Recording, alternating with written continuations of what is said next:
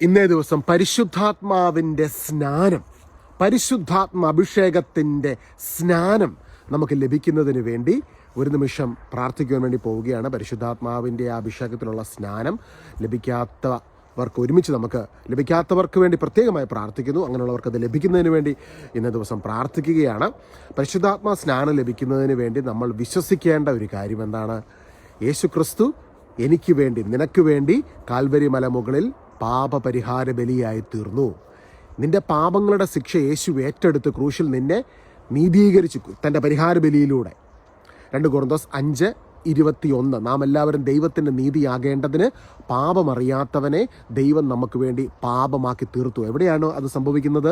Calvary മലമുകളിൽ നമുക്ക് വേണ്ടി കുഞ്ഞാട് പരിഹാര ബലിയായി തീർന്ന, അറക്കപ്പെട്ട കുഞ്ഞാട്, പാപപരിഹാര ബലിയായി തീർന്ന സ്വർഗത്തിൻ്റെ ദിവ്യ കുഞ്ഞാടായ യേശുക്രിസ്തു നിന്റെ പാപങ്ങൾ ഏറ്റെടുത്ത് നിന്നെ നീതീകരിക്കുന്നതിന് വേണ്ടി ദൈവകുഞ്ഞാട് ദൈവസമക്ഷം പിതാവിൻ്റെ സന്നിധിയിൽ തന്നെ പരിഹാര ബലിയെ അർപ്പിച്ചുകൊണ്ട് നിന്നെ നീതീകരിച്ചിരിക്കുന്നു.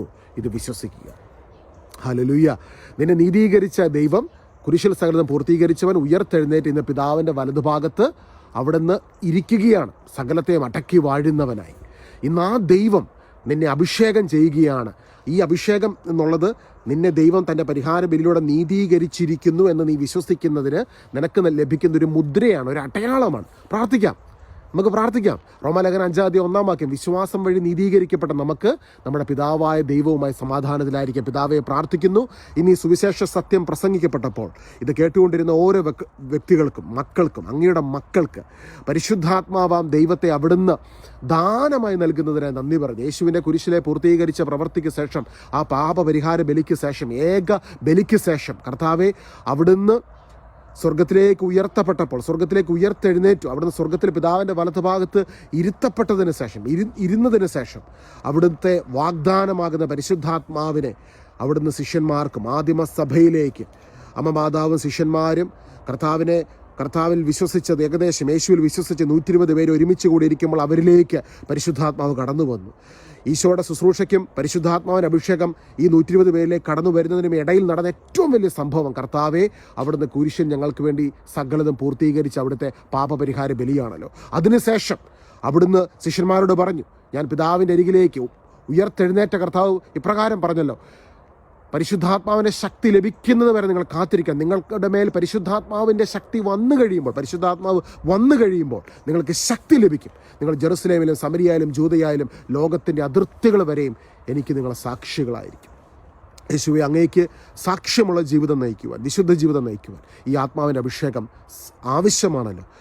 അതുകൊണ്ട് ഇന്ന് യേശു ക്രൂശിൽ സകലതും പൂർത്തീകരിച്ചിരിക്കുന്നു എന്ന് വിശ്വസിക്കുന്ന ഓരോ മക്കൾക്ക് വേണ്ടി പ്രാർത്ഥിക്കുന്നു. പരിശുദ്ധാത്മാവിൻ്റെ സ്നാനം, ആ വിശ്വാസത്തിലുള്ള സ്നാനം ലഭിക്കുന്നതിന് വേണ്ടി ഇന്ന് പ്രാർത്ഥിക്കുകയാണ്. പിതാവിൻ്റെയും പുത്രൻ്റെയും പരിശുദ്ധാത്മാവിൻ്റെ നാമത്തിൽ അവരിലേക്ക് ആ വിശ്വാസത്തിലൂടെയുള്ള പരിശുദ്ധാത്മ സ്നാനം ഇന്ന് കടന്നു വരുന്നതിന് വേണ്ടി പ്രാർത്ഥിക്കുന്നു. വിശ്വസിക്കുക, ഈ സ്നാനത്തിൻ്റെ അഭിഷേകത്തെ നിങ്ങൾ സ്വീകരിക്കുക. മർക്കോസ് സുവിശേഷം 16-ാം അധ്യായത്തിൽ യേശു പറയും, നിങ്ങൾ ലോകമെങ്ങും പോയി സകല സൃഷ്ടികളോടും സുവിശേഷം പ്രസംഗിക്കുവിൻ.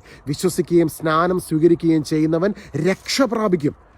പരിശുദ്ധാത്മാവിലൂടെ ലഭിക്കുന്ന ഈ സ്നാനം, ഇത് വചനം നമ്മളെ കുളിപ്പിക്കുകയാണ്. വചനത്തിലൂടെ നമ്മൾ കഴുകുന്നുണ്ട്, ആ വെള്ളത്തിലൂടെ നമ്മൾ കഴുകുന്നുണ്ട്. അതുപോലെ തന്നെ പരിശുദ്ധാത്മാവിൻ്റെ ശക്തിയിലൂടെ നമുക്ക് സ്നാനം ലഭിക്കുകയാണ്.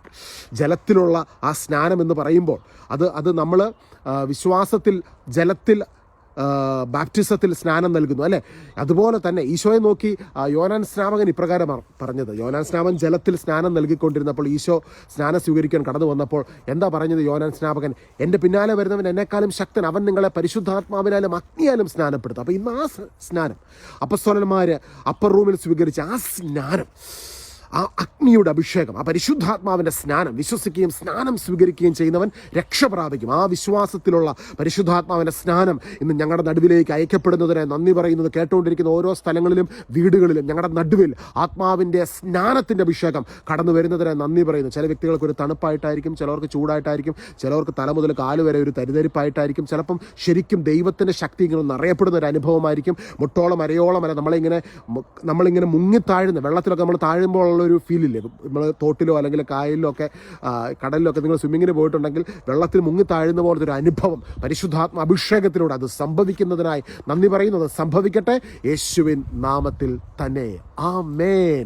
Have a blessed day. God bless U.